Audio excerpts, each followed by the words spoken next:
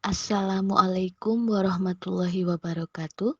Salam sejahtera bagi kita semua. Salam, Om Swastiastu, Namo Buddhaya, Salam Kebajikan. Perkenalkan, saya Afri Kristianingsih, calon guru penggerak Angkatan 9 Kabupaten Tegal. Video kali ini berisi aksi nyata modul 1.4 tentang budaya positif. Konsep inti budaya positif diantaranya yaitu adanya perubahan paradigma belajar, disiplin positif, nilai-nilai kebajikan, kebutuhan dasar manusia, motivasi perilaku manusia, posisi kontrol guru, keyakinan kelas, dan segitiga restitusi. Kebutuhan dasar manusia itu ada 5. 1. Bertahan hidup. 2. Cinta dan kasih sayang. 3. Penguasaan. 4. Kebebasan. Dan kelima, kesenangan. Ada 5 posisi kontrol guru. Yang pertama yaitu posisi penghukum. Kedua, posisi pembuat merasa bersalah. Ketiga, posisi teman. Keempat, posisi pemantau. Dan yang kelima, posisi sebagai manajer. Tahapan dalam segitiga restitusi yaitu yang pertama menstabilkan identitas, kedua validasi tindakan yang salah, dan yang ketiga menanyakan keyakinan. Assalamualaikum warahmatullahi wabarakatuh. Waalaikumsalam. Alhamdulillahirabbil alamin wa bihi nasta'in wa ala alihi wa sahbihi ajmain. Yang terhormat Ibu Kepala SD Negeri Rancawilu 1, yang saya hormati Bapak Ibu Dewan Guru SD Negeri Rancawilu 1, yang saya hormati Komite SD Negeri Rancawilu 1. Pertama, mari kita panjatkan syukur kehadirat Allah Subhanahu wa Ta'ala yang telah memberikan nikmat rahmat sehingga kita bisa berkumpul kembali dalam acara diseminasi budaya positif calon guru penggerak Angkatan 9 Kabupaten Tegal. Tak lupa sholawat dan salam selalu kita sanjungkan kepada Nabi Allah Muhammad SAW. Semoga kelak kita mendapatkan syafaatnya, amin amin ya rabbal alamin. Sebelumnya saya mengucapkan banyak-banyak terima kasih kepada Bapak Ibu yang bersedia hadir dalam diseminasi calon guru penggerak Angkatan 9 yang saya lakukan. Di sini saya akan memaparkan tentang pemahaman dan penerapan pengalaman budaya positif. Konsep inti sendiri dari budaya positif yaitu perubahan paradigma belajar. Paradigma belajar yang dulu dari kurikulum merdeka berubah menjadi kurikulum 13 berubah menjadi kurikulum merdeka. Kemudian adanya disiplin positif, nilai-nilai kebajikan, kebutuhan dasar manusia, motivasi perilaku manusia, posisi kontrol guru, keyakinan kelas, dan segitiga restitusi. Pembelajaran dengan paradigma baru. Pembelajaran yang dirancang berdasarkan prinsip pembelajaran berdiferensiasi, sehingga para murid belajar sesuai kebutuhannya, sesuai tahap perkembangannya untuk mewujudkan profil pelajar Pancasila. Di sini Bapak Ibu kita tahu pembelajaran berdiferensiasi itu sekarang yang kita butuhkan di kurikulum merdeka, karena kita tahu setiap murid itu unik, setiap murid itu mempunyai karakteristik yang berbeda-beda.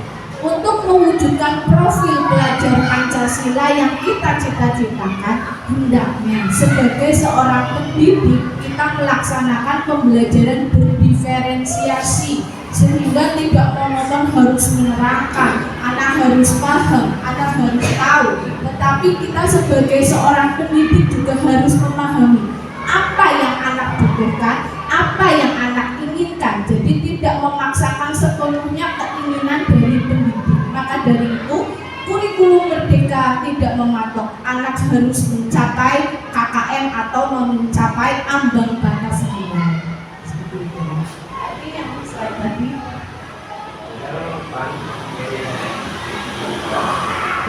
Ya.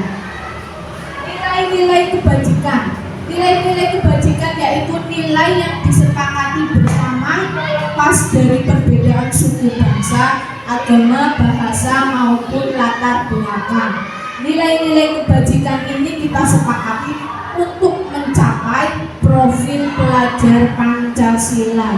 Kita sebagai pendidik melakukan pembelajaran itu tujuannya hanya satu, mewujudkan siswa mencapai profil pelajar Pancasila, yaitu murid yang beriman dan bertakwa pada Tuhan Yang Maha Esa dan berakhlak mulia, berkebinekaan global, gotong royong, mandiri, kreatif, dan bernalar kritis. Sehingga kita harus berupaya untuk membentuk murid dengan profil pelajar Pancasila. Yang kedua, kita harus membentuk murid dengan nilai kebajikan agar mencapai keterampilan hidup atau life skill, yaitu dapat dipercaya, lurus hati, pendengar yang aktif, tidak merendahkan orang lain, dan memberikan yang terbaik dari diri, serta murid juga harus mencapai IBO Primarius program, yaitu murid mempunyai sikap toleransi, rasa hormat, integritas, mandiri, menghargai, antusias, empati, keingintahuan, kreativitas, kerjasama, percaya diri, dan mempunyai komitmen. Kebutuhan dasar manusia yang harus kita pahami itu sebenarnya ada 5. Kebutuhan manusia itu adalah segala sesuatu yang kita lakukan untuk mendapatkan apa yang kita inginkan. Kita juga harus memahami kebutuhan dasar manusia untuk menerapkan pembelajaran pada murid-murid kita. Kebutuhan yang pertama yaitu bertahan hidup. Kita melakukan pembelajaran itu harus melihat kebutuhan bertahan hidup, seperti murid kita juga membutuhkan kebutuhan ini. Bertahan hidup berarti dia harus bisa survive dengan hidupnya. Kita tidak hanya memandang sekarang, tapi untuk murid yang akan datang, untuk melanjutkan hidupnya di masa yang akan datang. Yang kedua, rasa kasih sayang. Tentunya sebagai pendidik kita juga harus mempunyai rasa sayang, rasa empati, rasa cinta terhadap murid. Tidak hanya berangkat mengajar saja, tetapi kita juga harus mempunyai rasa kasih sayang terhadap murid. Yang ketiga yaitu kebutuhan dasar manusia sebagai penguasaan. Sebagai penguasa, tentunya sebagai manusia di dalam diri kita juga mempunyai kebutuhan itu. Seperti halnya murid juga, mereka juga butuh diakui, saya pintar, saya hebat. Jadi kita sebagai pendidik itu jangan segan-segan memuji anak dengan kalian hebat, kalian pintar, karena mereka juga membutuhkan rasa penguasaan dari pendidik. Yang keempat yaitu kebebasan. Kebebasan ini juga membutuhkan kebebasan dalam pembelajaran. Contohnya, pendidik hanya mengajar dengan metode yang biasa-biasa saja, diterangkan murid mendengar, Mereka juga ingin kebebasan. Apa yang mereka inginkan? Bagaimana pembelajaran yang mereka inginkan? Contohnya, sekali-kali ajaklah murid untuk melihat contoh konkret dengan pemutaran audiovisual, atau mengajak anak belajar keluar, atau dengan percobaan. Itulah yang membuat mereka bebas. Karena dalam hal ini murid itu banyak yang bebas belajar, itu bukan bebas tidak ada aturan, tapi banyak sekali murid yang menangkap pelajaran dengan apa yang mereka inginkan, dengan kegiatan yang menyenangkan. Yang kelima yaitu kesenangan. Murid itu harus merasa senang dulu dalam pembelajaran, maka pelajaran akan diterima dengan baik. Motivasi perilaku manusia itu ada 2, yaitu motivasi intrinsik dan motivasi ekstrinsik. Motivasi yang berasal dari dalam diri, bertujuan untuk menghindari ketidaknyamanan atau hukuman, untuk mendapatkan imbalan atau penghargaan dari orang lain. Ini motivasi intrinsik yang ada pada setiap manusia. Motivasi ekstrinsik yaitu contohnya untuk menjadi orang yang mereka inginkan dan menghargai diri sendiri dengan nilai-nilai yang mereka percaya. Lanjut. Di sini kita sebagai seorang pendidik harus memahami 5 posisi kontrol guru yang harus dimiliki. 1. Sebagai penghukum. Sebagai penghukum itu adalah posisi kontrol dari pendidik yang harus kita hindari di kurikulum Merdeka. Posisi penghukum berarti contohnya kita menjadikan murid itu melakukan kesalahan, dibalas dengan hukuman yang dulu kita anggap hukuman itu dapat menjadikan murid disiplin, tetapi sesungguhnya posisi sebagai penghukum itu dapat membekaskan luka di hati murid. Murid akan dendam dengan gurunya. Jadi seharusnya kita menghindari posisi kontrol sebagai penghukum karena dampak negatifnya banyak sekali pada hidup kita. Posisi yang kedua yaitu posisi pembuat merasa bersalah. Dalam posisi ini, pendidik membuat murid merasa bersalah. Misalkan, ayolah kerjakan, nanti bu guru dimarahin kepala sekolah, nanti bu guru dimarahin pengawas, sehingga ditekankan pada murid bahwa guru yang dimarahi oleh kepala sekolah atau pengawas itu disebabkan karena dirinya. Itu juga menimbulkan dampak negatif untuk murid. Jadi seharusnya kita hindari posisi pembuat merasa bersalah. Yang ketiga yaitu posisi kontrol guru sebagai teman. Dalam posisi kontrol guru sebagai teman biasanya ditandai dengan ucapan yang halus terhadap murid. Ayolah nanti kalian mengerjakan tugas dari ibu, kasihanlah pada ibu. Itu adalah posisi kontrol sebagai teman. Yang keempat, posisi kontrol sebagai pemantau. Dan yang terakhir, posisi kontrol sebagai manajemen. Sekarang dilihat posisi kontrol apakah A? Saya kecewa sekali dengan kamu. Kalau menurut Bapak Ibu ini termasuk dalam posisi kontrol yang mana dari kelima posisi kontrol tadi? Saya kecewa sekali dengan kamu. Ya, ini dapat masuk di posisi kontrol pembuat merasa bersalah karena murid merasa, oh guru saya itu kecewa karena saya. Lanjut. Yang kedua, kamu tidak pernah benar melakukannya. Posisi kontrol seperti apakah ini? Kamu tidak pernah benar melakukannya. Murid merasa takut. Murid merasa takut berarti posisi kontrol sama seperti tadi, merasa bersalah. Yang selanjutnya, posisi kontrol, apa rencanamu untuk menyelesaikan masalah ini? Nah, ini adalah posisi kontrol yang sangat diidamkan oleh guru, yaitu sebagai manajer. Kita harus tahu penyebab apa, kenapa murid melakukan masalah atau melakukan tindakan yang salah. Harus kita tanya apa rencana murid untuk menyelesaikan masalah ini. Lanjut. Posisi kontrol, ayolah lakukan demi Bapak Ibu ya. Ya, ini adalah posisi kontrol sebagai teman. Pendidik juga harus bisa menempatkan diri sebagai teman untuk anak didik kita. Lanjut. Kamu tidak pernah mendapatkan nilai jika tidak mengerjakan tugas. Ya, posisi ini adalah posisi pendidik sebagai pemantau, karena pendidik harus melihat perkembangan dari siswa itu bagaimana sehingga dapat melakukan tindak lanjut untuk siswa tersebut. Lanjut. Keyakinan kelas dalam mendidik siswa, kita harus mempunyai atau kita harus melakukan keyakinan kelas. Mengapa keyakinan kelas? Mengapa bukan peraturan kelas?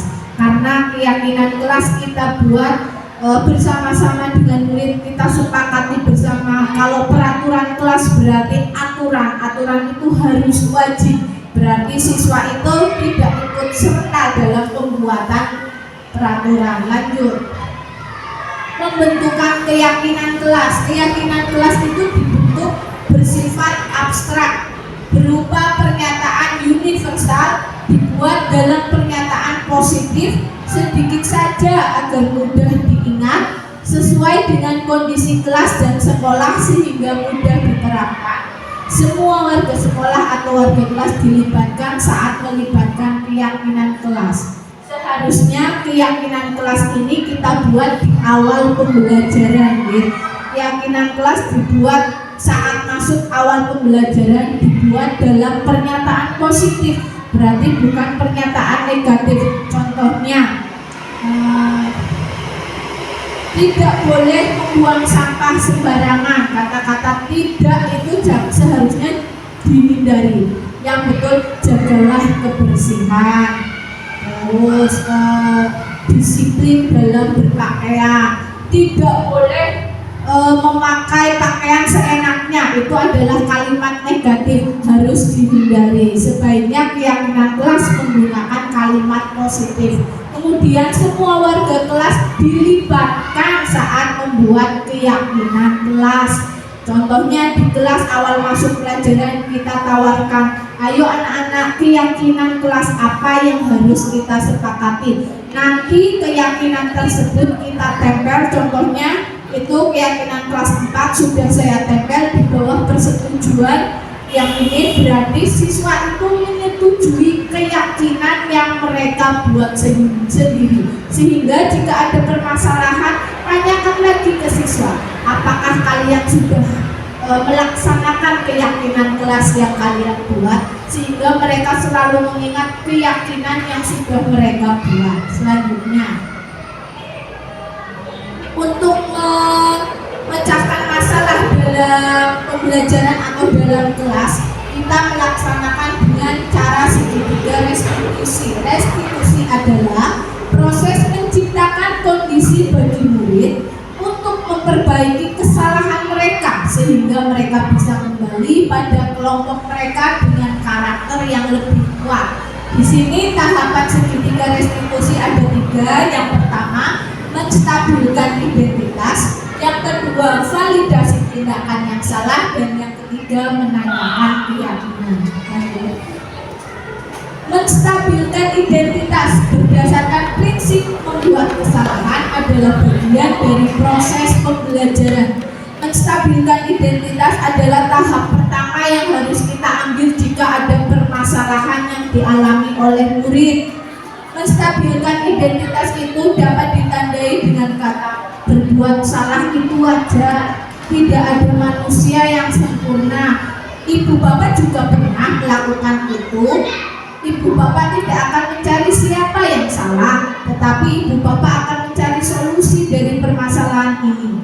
Kamu berhak merasa begitu. Jadi jika murid bersalah atau ada permasalahan di kelas, jangan langsung kamu yang salah, kamu yang nakal. Jangan membuat murid merasa tertekan, tapi lakukan dengan cara yang pertama, yaitu menstabilkan identitas agar murid merasa nyaman. Semua orang pasti pernah berbuat salah sehingga tidak ada rasa dendam pada murid. Lanjut. Cara yang kedua yaitu validasi tindakan yang salah. Berdasarkan prinsip setiap perilaku berupaya memenuhi suatu kebutuhan tertentu. Setelah tadi kita melakukan identitas, kita harus tahu alasan murid melakukan itu. Kamu pasti punya alasan melakukan hal itu. Padahal kamu bisa melakukan hal yang lebih buruk dari ini ya. Maksudnya untuk menyadarkan siswa bahwa tindakan yang dia lakukan itu salah agar murid tidak melakukannya lagi. Lanjut. Yang terakhir yaitu membuat keyakinan. Membuat keyakinan berarti menanyakan pada murid bahwa keyakinan apakah mereka sudah melanggar keyakinan yang mereka buat, sehingga kita bisa menanyakan tindak lanjut apa yang harus kita lakukan, bagaimana cara murid untuk memperbaiki permasalahan yang dia lakukan. Sehingga tujuan dari restitusi ini yaitu kita mengajak murid untuk memecahkan masalahnya sendiri. Biasanya yang sering terjadi pada guru itu menyelesaikan masalah murid dengan cara guru itu tersendiri. Mulai sekarang, ayolah kita pecahkan masalah murid dengan segitiga restitusi, sehingga kita membantu murid untuk memecahkan masalahnya. Kita membantu murid untuk mengakui keyakinan kelas yang sudah dia langgar, dan dia bisa mengambil tindakan untuk memperbaiki masalahnya dengan rasa aman, rasa senang, dan rasa nyaman, sehingga murid senang untuk belajar. Penutup, dalam penerapan program disiplin positif, hendaknya guru memiliki standar kepribadian profesional dan sosial yang baik, di mana guru mampu merefleksikan dirinya dalam posisi kontrol saat ini. Bagaimana perjalanan dirinya sebagai among atau manajer yang menuntun murid-muridnya menjadi insan yang mandiri, merdeka, dan bertanggung jawab. Ini menurut standar pendidikan nasional, sehingga sebagai seorang pendidik kita harus menempatkan posisi kontrol kita sebagai manajer. Terima kasih. Itulah pemaparan diseminasi dari saya. Sebelumnya ada quotes dari saya. Hendaknya kita tidak perlu menanyakan berapa atau berapa banyak piala yang harus murid dapatkan, berapa banyak penghargaan yang harus murid dapatkan. Itu kata-kata yang salah, pertanyaan yang salah terhadap murid. Tapi tanyakan, sebahagia mana, senyaman mana murid mendapatkan pelajaran dari kita. Terima kasih. Mohon maaf apabila ada kesalahan. Wabillahi taufiq wal hidayah. Wassalamualaikum warahmatullahi wabarakatuh.